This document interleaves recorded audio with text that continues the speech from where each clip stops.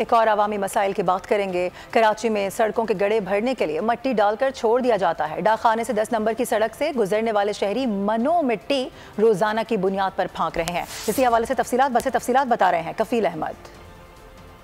कराची में वैसे तो सड़कों की हालत बहुत बदतरीन है और हुकूमत ख्याल आया और उन्होंने ये किया कि जो गड्ढे थे, ये जो गड्ढे आप देख रहे हैं, उन पर मिट्टी डाल कर उनको लेवल कर दिया गया। अब उनको बनाने का ख्याल नहीं आ रहा है, वो पता नहीं कब आएगा। इस वक्त धूल मिट्टी गर्द गुबार इतना ज़्यादा है। मैं इस वक्त जो डाकखाने से रोड जाता है 10 नंबर को वहाँ मौजूद हूँ।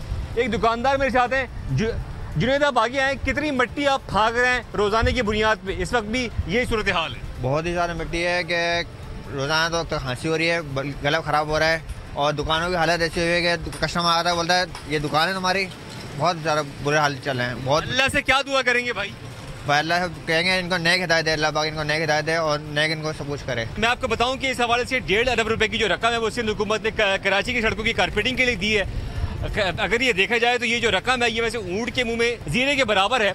ये कि कितनी सड़कें कारपेट होती हैं और कराची वालों को थोड़ा बहुत रिलीफ मैसर आता है। कफील, बहुत शुक्रिया। सब्सक्राइब करें और बेल दबाएं ताकि कोई खबर रह न जाए।